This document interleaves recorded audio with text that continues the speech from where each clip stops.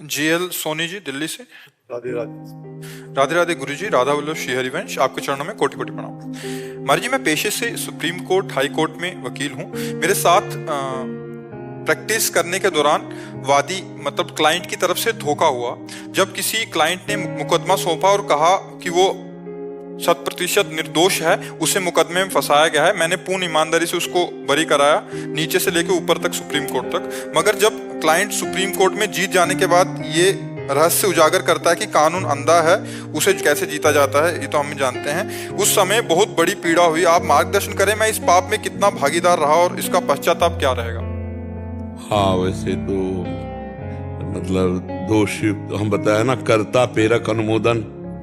अब वो छली आदमी, झूठा आदमी, आपसे भी झूठा, तो हमें लगता है कि अगर हम भगवान को साक्षी करके किसी को देखें तो चालबाज आदमी की चालबाजी तो समझ में आ जाएगी, क्योंकि वो धन की प्रधानता रखकर बात करेगा। आप हमारे शब्द पर जाना, चालबाज आदमी, फ्रॉड आदमी जब आपको अपने पक्ष में लेगा तो रोएगा धोएगा, लेकिन उसकी प्रधानता धन होगी। बस पकड़ लीजिए, अगर धन की प्रधानता लेकर के वो आपको इमोशनल भी, तो आप समझ लीजिए कि इसमें फ्रॉड है। और जो सच्चा आदमी होगा वो धन की बात नहीं कर पाएगा, वो उसकी आंखें और उसके आंसू और उसके हृदय में जो शब्द निकलेंगे मुख से, अगर थोड़ा भी आप भजन करोगे तो आपको पता चल जाएगा ये आदमी सच्चा है। और फ्रॉड आदमी रोएगा भी, बात भी करेगा, पर उसकी प्रधानता धन की होगी, क्योंकि जानता है धन से कब्जे में आ जाएंगे, और रोने धोने से वो केवल नाटक उसका होता है। देखो, बाद में उजागर किया ना, तो थोड़ी सी हमारी चूक, असावधानी किसी निर्दोष को दंड और दोषी को मुक्त करा दिया, तो कहीं ना कहीं साझेदार तो हम भी होते हैं। तो हमें चाहिए कि भगवान से प्रार्थना करें, भगवान का नाम जप करें, और हम आगे से किसी भी निर्दोष को दंड हमारे द्वारा ना दिलाया जाए, ये सावधानी रखें। और किसी दोषी को बख्शे ना, चाहे वो रुपए से तौल दे आपको।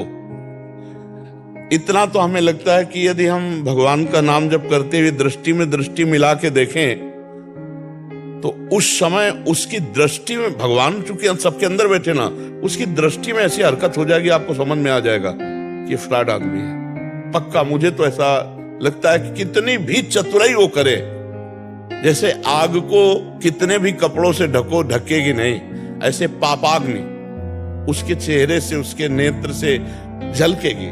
अब चूंकि अपने में भजन नहीं और अपनी भी प्रधानता आ गई, अर्थ, क्योंकि हम वकालत करते ही अर्थ के लिए हैं, अगर तो अर्थ को देखते ही हमारी जो वासना है वो पक्ष ले लेगी उसका, तो हम वो नहीं देख पाएंगे जो देखना चाहिए था।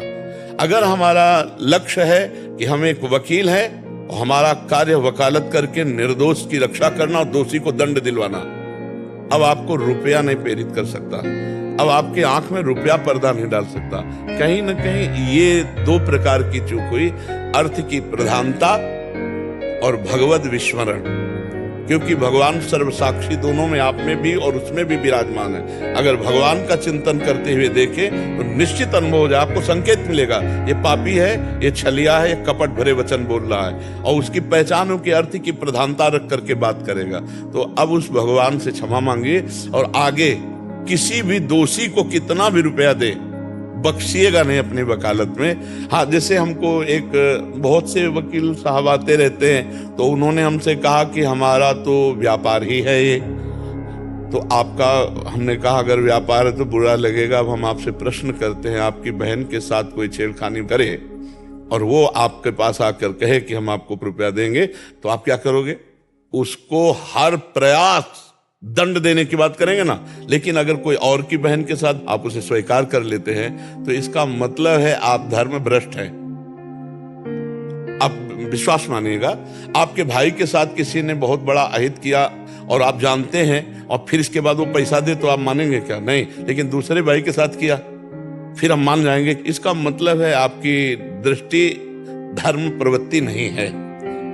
व्यापार प्रवृत्ति तो मान सकते हैं, लेकिन धर्म प्रवृत्ति नहीं। तो व्यापार प्रवृत्ति से आया हुआ धन आपके परिवार को हानि करेगा, आपकी बुद्धि भी आगे चल करके वासनिक हो जाएगी, आसुरी प्रवृत्ति हो जाएगी केवल धन में, और शरीर छूटने के बाद नरक की प्राप्ति होगी, क्योंकि निर्दोष को दंड दिला। अब जज तो आप जो बोलेंगे वैसी का प्रमाण है, उसके सामने कोई घटना नहीं, साक्षी तो आपको देना है, पूरा का पूरा मतलब आपके ऊपर है। वकील अब आपने छुड़वा ही दिया ना, तो अगर आप साक्षी दे रहे हैं तो जज को तो निर्णय देना ही पड़ेगा, आपके अनुसार देना पड़ेगा, उसको निर्णय नहीं बदलना है, क्योंकि वो वकील के अनुसार ही तो निर्णय देगा। वो ना घटना जानता है ना साक्षी जानता है, घटना और साक्षी आपको पेश करना है, और आपने गलत पेश किया तो पूरा अपराध आप पे आता है ना। अब वो आपको खाएगा ना अपराध, कहीं ना कहीं आपको चोट पहुंचाएगा, कहीं ना कहीं आपकी मानसिकता को बिगाड़ेगा, और बाद में वो कर्म फल आपको निश्चित भोगना पड़ेगा। इसलिए अभी प्रायश्चित कर लीजिए, भगवान का स्मरण, भगवान से क्षमा याचना, और इसका सच्चा प्रायश्चित होगा कि दोषियों को बख्शिएगा नहीं, चाहे जितना रुपया हो, तो हर अपराध क्षमा हो जाएगा। निर्दोष के लिए चाहे स्वयं तुम्हें फिर लड़ना पड़े, एक दो बार ऐसा भी करो तो अपराध क्षमा हो जाएगा। जान लिया कि ये निर्दोष है, जिसके पैसे भी नहीं है और निर्दोष है, एक बार फिर लड़ो उसके लिए, एक बार तो ये पाप का प्रायश्चित हो जाएगा। और दोषी को कभी बख्श लेना, जैसे जान लिया गया अपराधी है और अपराधी को मुक्त कर दिया गया, तो जितने मुक्त करवाने में सहयोगी हैं उन सबको भागवतिक दंड मिलेगा, एक न एक समय आएगा। और वो सब कितने ऐसे हमारे पास आए हुए हैं जो मानसिक परेशान हैं। अब ये क्या हुआ क्या, रुपया गलत आ गया, परिवार में घोर अशांति पैदा किए, अध्यात्म बचा सकता है, तो हमें लगता है वो अशांति किसी को न प्राप्त हो। देखो, रोटी कम खाओगे, एसी नहीं चल रही पंखा में रह लोगे, लेकिन दिमाग अशांत है तो फिर कहां जाओगे? चाहे एसी में बैठो, चाहे आप जितनी व्यवस्था अच्छी हो, दिमाग अशांत है तो क्या कर सकते हो? हमें लगता है दिमाग अगर शांत है और दिमाग स्वस्थ है तो शरीर अस्वस्थ होने पर भी कोई फर्क नहीं पड़ता, शरीर अस्वस्थ होने पर कोई फर्क नहीं पड़ता, और दिमाग अस्वस्थ हो जाए, ये अधर्म दिमाग को खराब करता है। बुरी दशा आने के पहले बुद्धि बदली जाती है। जहिका विधना दारुण दुख दीन, वही के मति पहले हरलीन। मति माने बुद्धि। सबसे ज्यादा अधर्म का जो दंड होता है वो हमारी बुद्धि को अटैक करता है, हमारी बुद्धि को खराब कर देता है, और बुद्धि खराब तो फिर सब खराब। ड्राइवर अगर नशे में है तो ठोकेगा, कहीं ना कहीं ऐसी जगह गाड़ी ठोकेगा, घटना घटेगी।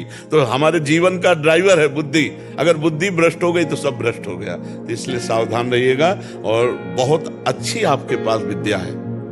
आप इस वकालत के द्वारा बहुत से गरीबों का हित कर सकते हैं, बहुत से निर्दोषों को बचा सकते हैं। दंडनीय को, अपराधी को दंड देना ये पूजा होती है, और निर्दोष को बचा लेना ये पूजा होती है भगवान की। तो आप इसे परमार्थ भी कर सकते हो। जब आप भगवान को लेके चलोगे तो निश्चित मानो लक्ष्मी जी कृपा करेंगे ही करेंगे। जब आप भगवान को छोड़ देंगे, केवल लक्ष्मी के लिए चलेंगे, तो लक्ष्मी जी का पर्सनल वाहन जानते हो क्या है? और भगवान के साथ जब लक्ष्मी जी आती है तो भगवान का वाहन क्या है? गरुड़ जी।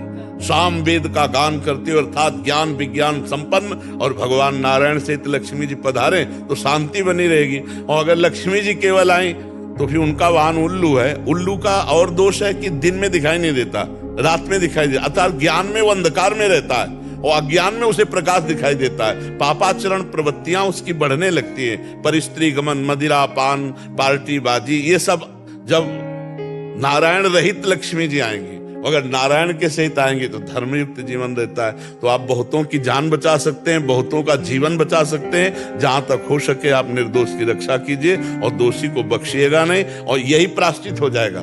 जब किसी एक निर्दोष को बचा लोगे तो बराबर हो जाएगा, तुम्हारा प्रायश्चित हो जाएगा, भगवान क्षमा कर देंगे, क्योंकि वर्तमान में तुमने नहीं जाना, चाहे अज्ञान की वृत्ति कह लो या प्रलोभन प्रवृत्ति कर, वर्तमान में तुमने उसे दोषी नहीं जाना और बचाने की चेष्टा की, इसलिए कुछ क्षमा की गुंजाइश है। हम सावधान रहें, अगर कहीं ऐसा न हो।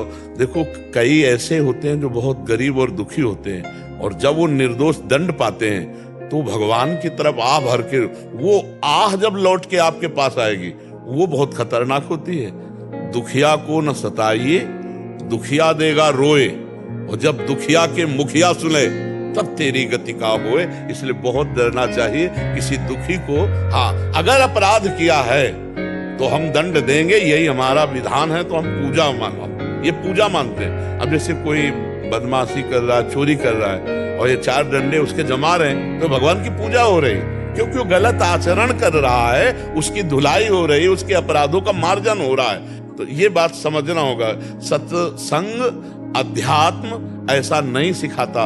अपराधी को दंड के द्वारा पवित्र किया जाए और उसकी अपराध प्रवृत्ति को रोका जाए, इसीलिए तो हमारे सब भारतीय विधान बने हुए हैं।